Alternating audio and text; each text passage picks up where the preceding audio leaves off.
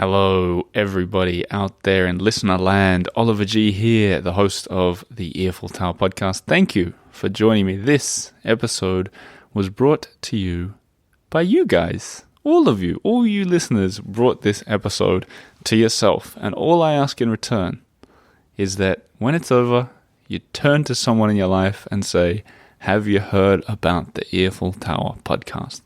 That's it. That's all I ask. And thank you in advance for doing it. That's the contract.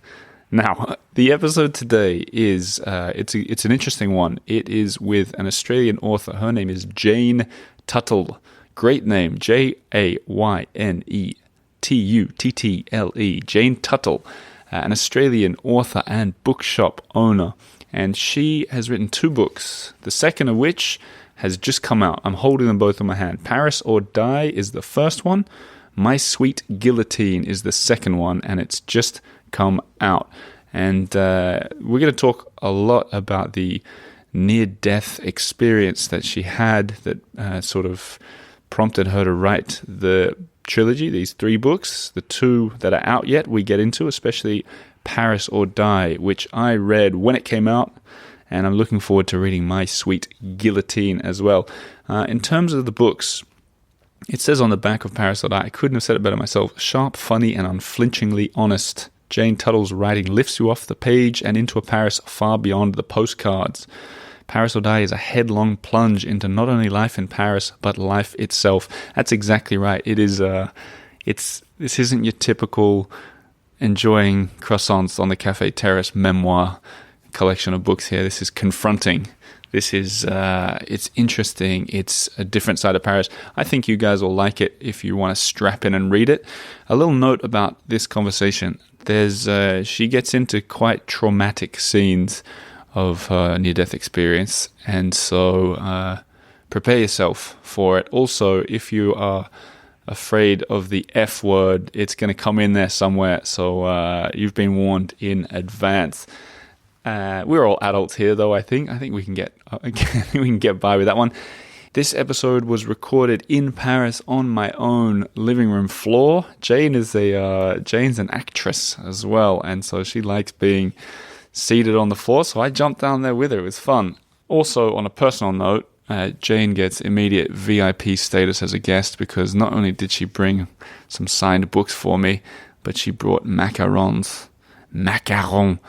So thank you for being an MVP, Jayne Tuttle. Let's get into the conversation. I'll be back at the end with a little more. Hold on tight, everybody. This is Paris like you probably don't know it. Let's do it.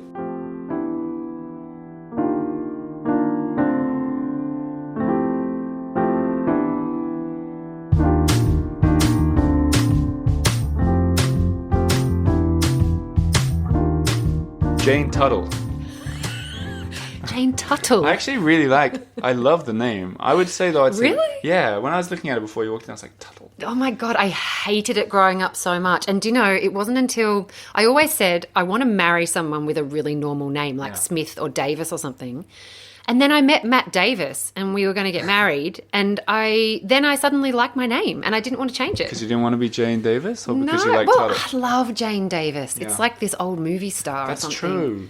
But is there Tuttle, a movie star that sounds like that, or is that just sounds movie Bette star? Davis, Oh, yeah. Jane Mansfield. Yeah, It was okay. like Betty Davis and Yeah. Jane Mansfield combined. And you were like, no. And I actually was like, I've lived with it this long. Yeah. I'm gonna stick with it. And also, I found Tuttle was in like in the movie Brazil and MASH, and there's all these actual. And I think Seinfeld. There was a Tuttle episode, was there? Wow, these are some Anyway. serious. Yeah. We're spanning the People genres. are there. like, you can't get rid. Oh, Richard Tuttle's this amazing painter, amazing I artist. guess it's how you say it. I think the trick is, Tuttle. not who am I to say, but I think the trick is, if you do it in a mix somewhere between Australian, American, and British, bang. Right. Okay. Tuttle. It's not Tuttle. Tuttle, like that. Tuttle. Yeah. You were doing it very American, though. Was there. I? Tuttle. Anyway, Jayne Tuttle. Nice to meet you. American. And we're Hi. sitting on the floor, which I don't think I've ever done a podcast on the floor, but it seems since we've been chatting the past hour, you like to sit on the floor. Yeah. We discussed maybe it's a theatre thing. Yeah. Well, as Lena said, I'm a floor sitter. And I think it is a theatre thing. I think I feel more comfortable being close to the floor, especially after going to the Lecoq School where we spent so much time throwing ourselves on the floor. Yeah. I don't sit very well in chairs. Well, Voila. why should we? They can't keep us on their chairs. We've got a lot to talk about. I don't even know which direction it's going to go, but I do know at some points it'll get a bit heavy. At some points we'll be laughing. Yes. And I don't know where to start. But I think one thing we can start is we can sort of bond a little bit. Because I don't know if I messaged you this at the time. So I read your book when it came out. And I noticed that your book, Paris or Die, and my book, Paris on Air, are really similar, like visually, title-wise. Yes. Like Paris, oh... Actually, they're the same amount of letters, aren't they? Yeah. Paris or on Die Air. Right? So there's something there. There's something there. We've got something And they going on. came out around the same time too, didn't they? Both Australians. Yeah. Who write. Yep. I used to live in the 11th, so it's sort of not so far from where you were. And we both came to Paris at a similar age. Yes. So we should have a lot to talk about, although it seems our trajectories sort of went different directions. As in, well, now you're back in Australia for one thing, but also you had an accident that changed everything. And I'm kind of feeling maybe we just get into that accident. And you and I have never talked about this before. In your first book, you don't get too deep into the accident, I thought. And if you're okay with it, I'd be super fascinated to hear about it. And I mean, there'll be a lot of people listening who don't even know where we're coming from. So do you mind sort of... Not at all. So, well, what happened? That is one thing we don't have in common, is you haven't had your head nearly cut off by a descending elevator. Not yet, fingers You crossed. haven't been near decapitated. Ooh. It's funny that you can make jokes about it, because this is, like, more serious than any joke can... Like, this is as serious as it gets. And how long ago was it now that it happened? It was 2007. Okay, so we're sitting down 15 years. And does it still feel super fresh to you? So fresh. Right. It's still extremely... Actually, I was telling you, Oliver, that I met today with the woman, my friend, who was there with me on the night of the accident, and I haven't been able to actually see her for many, many years because of the trauma. We both suffered quite a bad trauma on that night. As in she was coming to meet you and she found you? Was her that found you? It was actually her building. So what happened was, on this winter night, January in 2007, I'd spent Christmas and the New Year on my own in my little apartment in the 20th arrondissement. I'd just broken up with my French fiancé and was feeling I was in quite a strange state of, like, I often describe it as like a melancholic ecstasy. I remember sitting there night after night in this cold little place. And one of the reasons I wrote the book Paris or Die is because I wanted to explain the story from the beginning to explain how I ended up in that state that night. So the short story is melancholic ecstasy, very alone. And I got this phone call from my friend, a new friend, who lived around the corner from me in the Rue Pelleport, and asked if I wanted to come to dinner. And I said, yes. And I got up quite excitedly and rode over to her place in the rain. And she lived in one of these very old buildings in Paris. It was an Art Deco style, but it had an elevator that ran up and down the middle of the stairwell, but without protection. Right. It's sort of one of those beautiful old intricate ones. And so, like, without protection, you mean there's no, like, grill separating the stairs from the elevator itself, right? Exactly. Like in the 1950s, they just plonked these elevators in the middle of the stairwells, and most of them have this cage around them that goes all the way up. This one had a banister and the protection came down below, but it didn't come up high enough, and especially for someone, I'm nearly 5'10", so I'm tall. I was wearing high heels. And so basically my friends came in the downstairs door while I stood outside their apartment, and I started to play this game with the little girl as they were walking up the stairs, calling out to her. So you were at the bottom. I was in the second floor. Okay. I'd gone up to their apartment, actually. Yeah. Sorry. And they weren't there, but I rang them and they said, we're just coming in the building. So I was looking down over the banister. They were looking up at me, Jayne, Jayne. And I was calling out, Lou, Lou. And I leant over the banister slightly, and I had this very strange sensation and realised that what had happened was the elevator had come down, because the elevators often come down right next to the banister. You can touch them. I got my head caught underneath it, and And the elevator normally would continue and take my head with it. Somehow, with this crazy life force, I came to understand I was about to die, had a moment of terror, and I ripped my head out from underneath the elevator, tearing my face and falling down a flight of stairs. So somehow in that moment, I broke my neck. So somehow I survived the fall as well, down the stairs. And my friend who found me, my friend and her daughter walked up the stairs and they just found me there. Did they know that something had happened? Or were they just like, oh, we just go up to her? They had no idea that they were about to see. And my friend just said to me today, I'd never been able to ask her this question, but I said, what did you see? And she said, je t'ai vu morte. I saw you dead. It was a shock of my life. And so she called out and there was an ambulance. But basically that's the story. I was almost guillotined. Does it make you like just a lot of, it sounds like you get your fingers trapped there. Absolutely. So how could they have made it like that? So these buildings, like I know my friend would hold her daughter, when they walked up the stairwell, they would hold her away. So they would walk right around the wall side. Everyone kind of knows. It's one of those things in Paris, like so many old stairwells, with holes and, so many, crumbling buildings and accidents waiting to happen. You're aware in Paris that you have to be very careful of yourself. You have to be careful of yourself walking across the road on a green man, The green man means nothing. I would tear around Paris on my bike with no helmet, smoke. There's that contract in Paris that you're in a pretty old city, dangerous place. You need to be careful. And these buildings, they are rare. They were, even in the beginning, they would tend to protect them all the way up. Most buildings have old lifts, but they're protected. This one just happened to not be, and I just happened to ignore the fact, actually that's a bit of a French, I didn't realise that the lift was just going up and down like that, and it was dark. So was there someone in the lift as well? No, there wasn't. So they'd maybe called it to the bottom and then they'd taken it. Yeah, my friends had called it to the bottom. Oh my God. Do you like, and this is by no means this isn't a trauma podcast where we're meant to get to the bottom of these things, but is this something like, are you all right with lifts or are you like afraid of lifts? I took your lift up today. Yeah.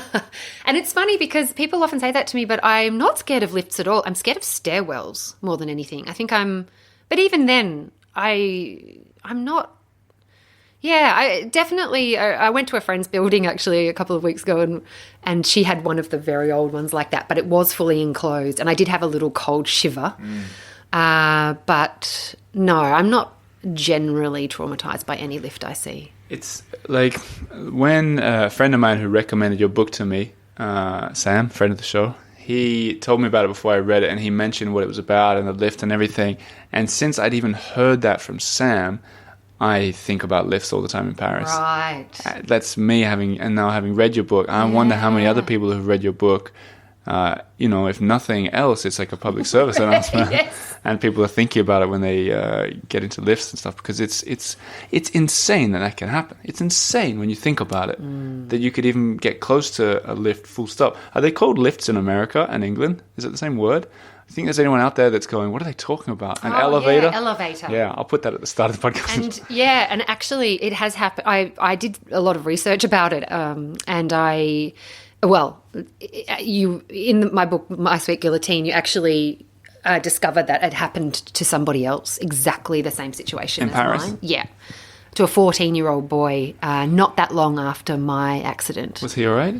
No. He died? Yeah. Oh my God. Have they got rid of them all in Paris? I don't know, but I have this creeping desire to go. I've never been back into the building at the Rue Pelleport since the lawsuit. That's another story. But I actually had to go back to the building and reenact the accident for the lift experts in order for them to assess the dangerosity of the building. Spoiler alert, very dangerous. What? Like, shouldn't it just be the most obvious thing? Well, you would think so. And actually, the funny thing was when there was me and my friend M in the stairwell, and these 8 men assessing the dangerosity of the lift. And when they called the lift, they would all call out very loudly, and everyone would stand back against the wall to watch the lift come down. It's like watching a guillotine. It actually is quite horrific. And Guillotine leads us into something that we could talk about, your new book. But first, I just remembered, and I think maybe some people will be thinking about this as they're listening. There used to be a lift in the old days that was never stopping. Have you heard about this one? I'll see if I can describe it well. And it went on a loop, like a constant loop. And I'm with my hands, everyone at home, I'm gesturing that it just went sort of up, back, down, up like this. And there were no doors. You just had to jump in when the box passed you. Oh, my God. How frightening is that? Oh, my God. My father-in-law used to have one where he worked maybe 20, 30 years ago, but they're still in some, I think, in Eastern Europe. You can still find them. Imagine that. Yeah. What's going on with these elevators? There was a lot of accidents in the 60s, I think, with them as well, like a lot of limbs and people falling and people, I read a lot of horrendous stories. I was a bit obsessed with the I'm not macabre. surprised. But how you said that it did it like kind of scalp you, or did it like take how bad? Jammed.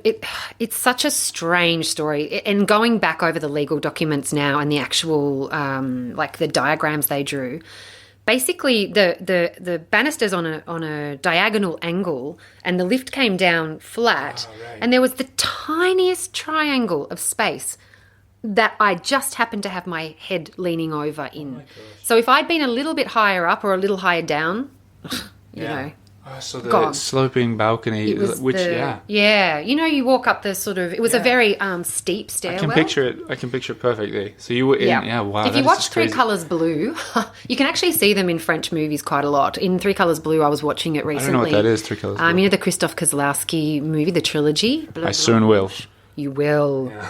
Blue is one of the most incredible films, and Juliette Binoche is walking up a stairwell and you see the exact same lift. Wow. It's quite common. But you mentioned Guillotine. Yes. That's the name of your new book, My Sweet Guillotine. Firstly, your other book, Paris or Die. I read it. I loved it. Like very. How did you describe it before? Because about what was it? Sarah Turnbull's book. Almost French on Crack. Yeah.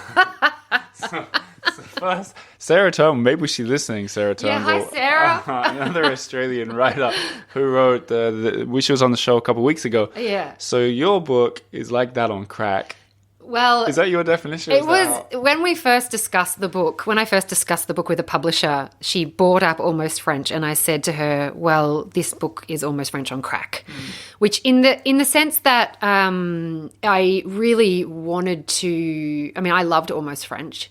And why write Almost French again? We've all heard the story of and actually I heard Sarah saying the other day on your podcast, why write another Paris book? And she said, how can I contribute to this story in a different way? This might be one of the first times a guest has quoted another past Eiffel Tower guest. Oh, really? I'm loving this. Oh, yeah. It was a brilliant interview. I loved it.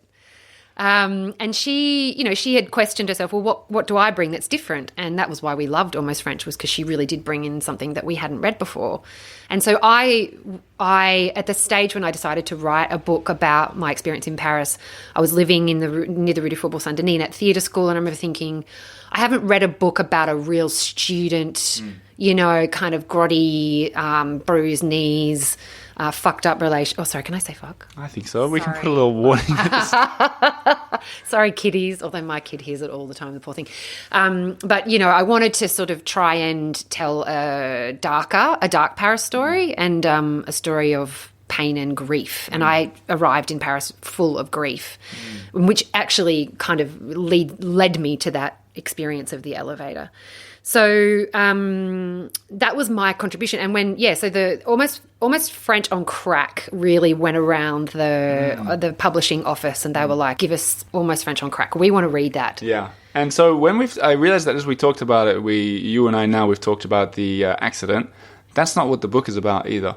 That's a small part. I was surprised when I first read it because it starts, I don't want to give anything away, but it starts with that, and I think it ends with that. Yeah, yep. And then you don't go into huge detail about. No. And did you save that for the next book? Or? Oh, well, I didn't necessarily save it. I think the book Paris or Die, I was really interested in how do you end up in this situation where you are on this stairwell in the dark in the middle of January, alone, full of this crazy excitement and sadness. And that was, so I wanted to tell the story of the grief. I wanted to tell the story of the Frenchman. I wanted to tell the story of theatre school. And that was my goal with that book. I didn't want to go into it. But then with the second book, I was really interested in going deeper into what that kind of, what the perspective on Paris is from that perspective. After having been really badly hurt there, why are you here? Oh, and what do you want to achieve now? And what effect has it had on you? And can you go on with your life as before? And I certainly couldn't. I didn't realize that at the time, but I think that's one thing. I'm interested in perspectives on places, and Paris is a character in my books and a huge character in my life. But the Paris in Paris or Die is a very different Paris to the Paris in My Sweet Guillotine, and will be a different Paris in the third book as well. So I haven't read My Sweet Guillotine yet, but did you heal physically quickly? I was really lucky. So I was a bit like, I came out of theatre school, the Lecoq Theatre School, which is a bit like, I always liken it to the Russian ballet of theatre schools. It's so grueling. I came out like Linda Hamilton in Terminator. I was so fit and muscly. I could hold a handstand for a minute. Yeah. I was, very physical. And so when the accident happened, I was actually in such great physical shape, and I was 30, so I was still young enough. They said to me in the hospital, they said, if you were a few years older and you weren't in such good physical condition, you'd be in all kinds of trouble. Wow. And you would have to have operations on operations. But because of the way you are, you're actually going to heal fine. They put me in this called a Minerva vest. Right. Which is like a crazy sort of back brace that goes all the way up your head. I think you mentioned that in the book. I see this because I read it 2 years ago. I do. Yeah, I describe it. It's sort of like a robot. I was sort of held in place for about 5 months. Yeah. And the bone healed. I was so lucky. Even my scars on my face have healed so well. Have you your scars, which are absolutely unnoticeable, by the way? Yeah, yep. You can Are there scars on your head as well? No, it was very much, my head was on the side. So pulling it out was I was so lucky. So lucky my ear was okay. My, there's arteries and kind of all kinds of stuff. Yeah, so it was a bit of a huge gift. You know what else about, on a lighter note? Yes. Your descriptions of the 10th arrondissement, because that Lecoq is it called? Is that where that cafe A or cafe A or whatever it is? Is it the top? Oh, is that where it is? So the school of you lived there? I lived there. Yeah. So I got a scholarship to come to the Lecoq School. That's right, yeah. Which is in the Rue du Faubourg Saint-Denis. Yeah. And by this amazing chance, that Recollet, the old monastery, had just recently been turned into an artist residence, or residence for artists, researchers and scientists. Right. And so I just happened to get a studio in there, and I have basically been coming and going from there ever since. Wow. And so I didn't finish my compliment. But, thank you. Yes. It was really cool to read you talking about that part of town because, like you said, a lot of the books, in fact, the majority of people that write books about Paris have a very similar story about very similar places. And you had this really, you felt like you were there in that Rue Faubourg Saint-Denis. You're going out, having drinks in Chez Jeanette kind of places. That speaks to a lot of people who came to Paris and lived like a student as well, it's a different side of Paris that doesn't get talked about. It does a lot more now though, a lot of people are calling it the Brooklyn of Paris or whatever, but hats off to you for this extremely well written vibe of the city, which is a different vibe to what other people, because I realize it sounds like we're just talking about the accident and everything. There's a lot more going on in that book. Well, it's so much, there's so much joy, it's sort of and I think that's one thing that's really interesting to me about life in general, but certainly about Paris.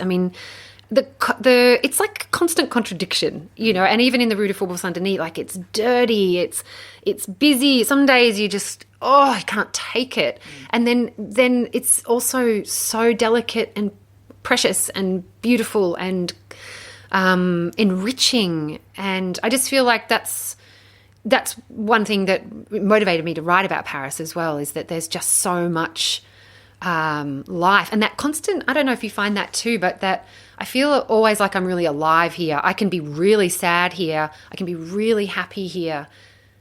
There's this beautiful, I don't know why I just thought of this. Do you remember the film, it was Paris Je t'aime? It was a tent. They did all these different directors did a different arrondissement. And I'll never forget, there was this beautiful, one of the ones at the end was this woman who'd come from America. Are you crazy? I think about this one. Do you think about that? Yeah, I mentioned this to Lynn the other day, and she learned French. Is it the woman? She learns French, and she comes over and she says, Je apprends parler français. And she's on her own, and there's this moment where she sits on a park bench, and you get this impression that someone's going to come and sit down next to her and make the story. Yeah. And she says, no one comes. Yeah. And she says, and in that moment, I felt that Paris loved me. Wow. And it was... But there's something about that. It's solitude. There's solitude, the frustrations and the difficulties. It's interesting that stayed with you, because that really... I don't remember anything else in that whole film. Yeah. But that I remember really clearly. I maybe because I feel that some of the people that I know listen to this show could really... That character would resonate with them maybe. But the fact that she was so happy too, even though she was kind of getting like a little bit... I think she went into the cafes and she tried to speak French, and they were mean to her. Yeah, and she was still really happy about it. It's a happy place, like you said, you feel in Paris. There's something I don't think I've ever talked about on the podcast. The first time I ever came to Paris was I was traveling from, it doesn't matter, but I was traveling somewhere outside of France, so let's say Berlin or whatever, and I was traveling to Spain, and we changed from Gare de l'Est to Gare du Nord. That was my first taste of Paris, walking 10 minutes. And I remember just being like, whoa. Whoa. And what year was that then?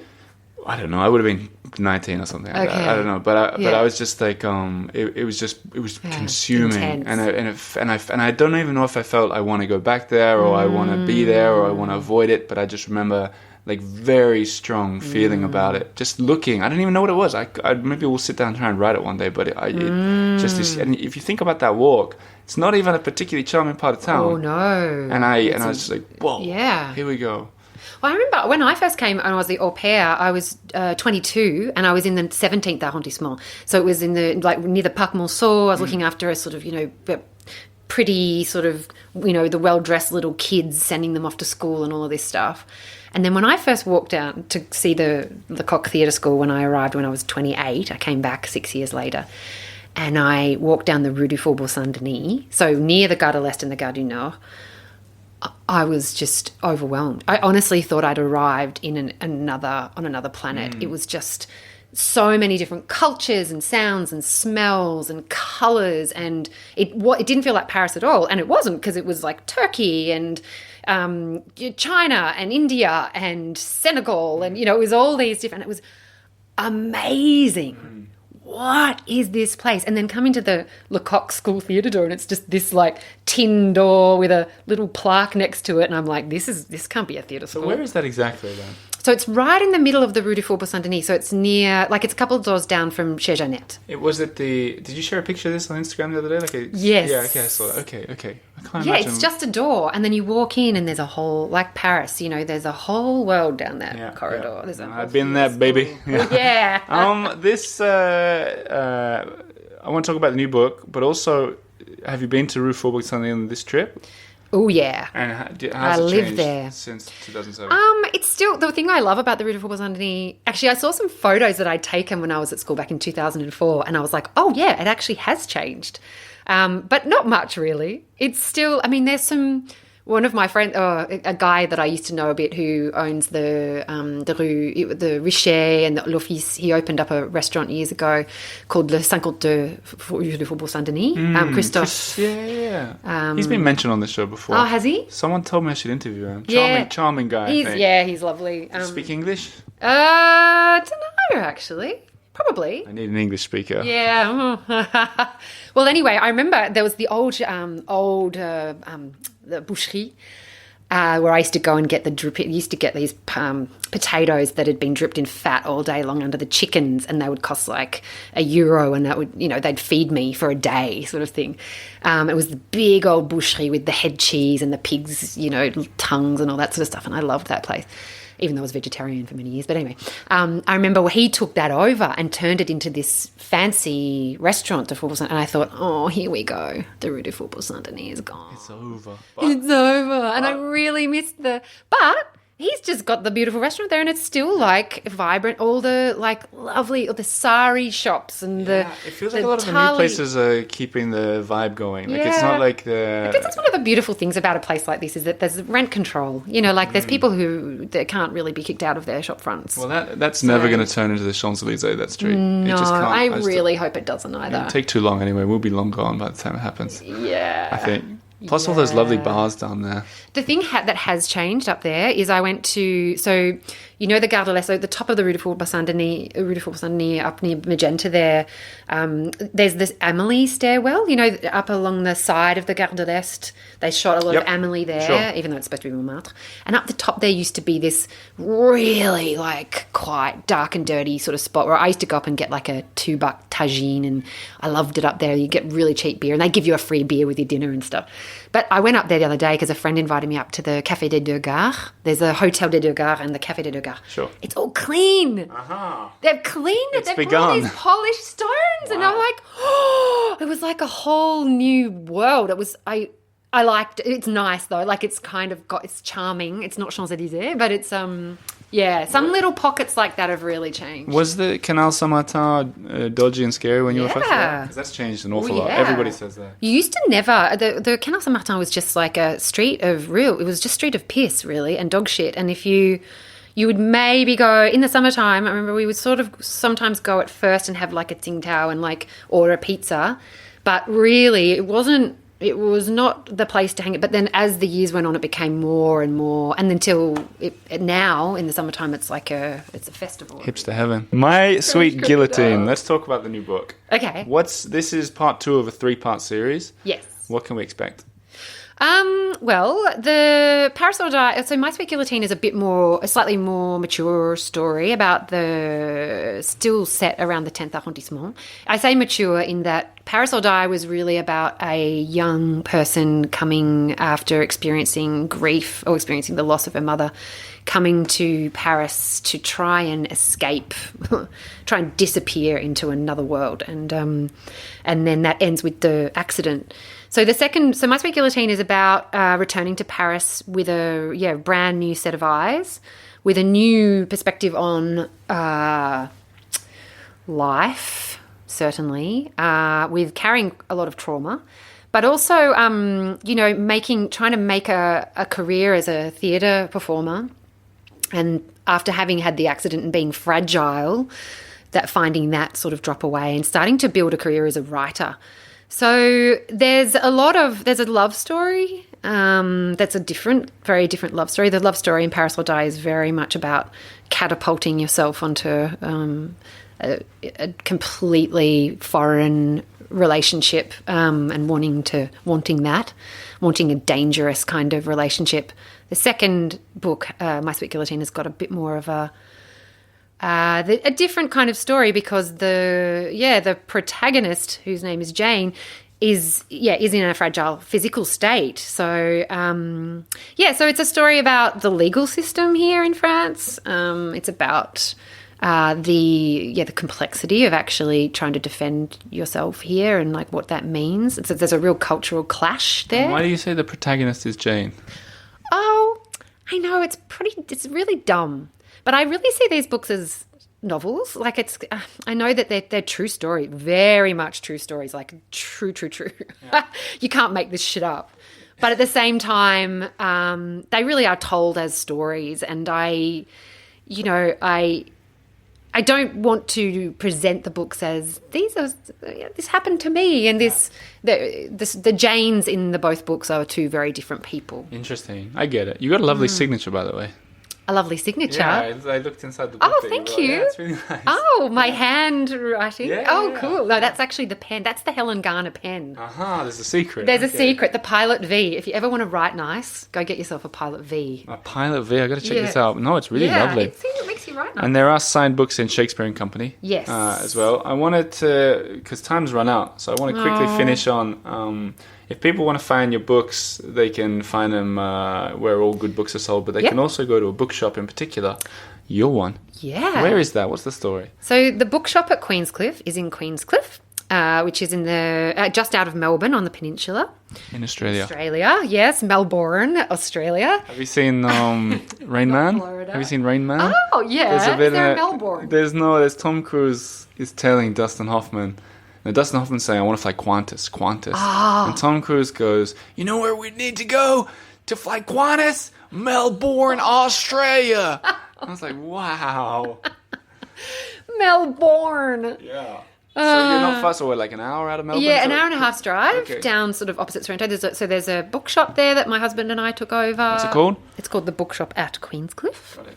And if you wanted to ever buy one online, I will send it to you with a signature in it and a beautiful little bookshop stamp. I can send it to America. I can send it to anywhere. Is that the best way for people to get your books from you, sent from the bookshop at Queenscliff? Yeah, but I'll forgive you if you need to buy it on Amazon and get it. No, we won't. No, no, I didn't say that. My husband. No, sorry, Matt. I didn't actually say that out loud. I happen to know for a fact there are a lot of people listening to this show who are in Victoria and in Melbourne. So all you guys go out and say hello to Jayne. Yes. But Jayne, best of luck with everything. It's been so nice sitting and talking to you. Absolute pleasure. Thank you so much.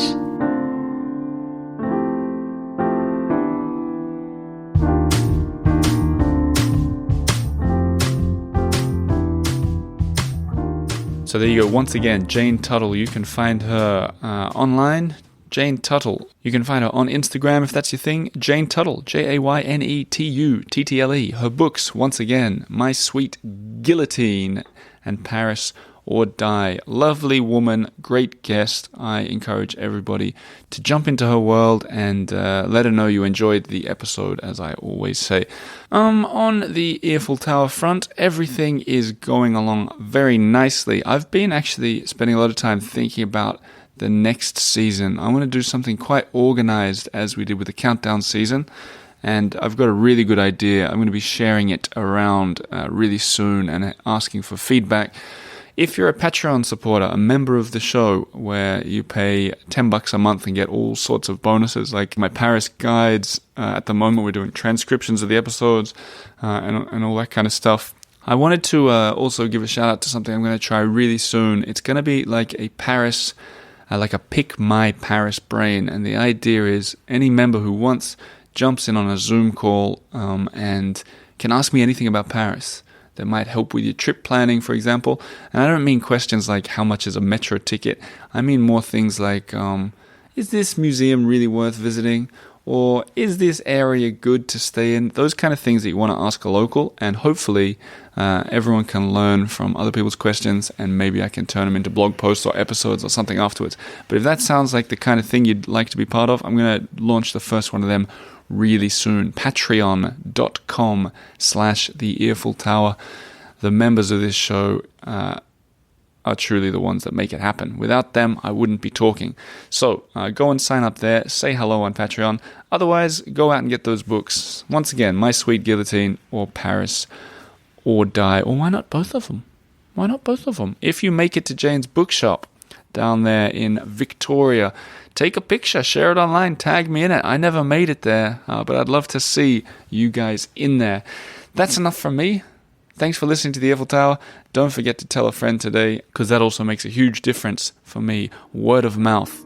I'll be back next week with another episode, and I'll talk to you then. Thanks, Press Maxon, as always, for the music that we're about to play. Au revoir.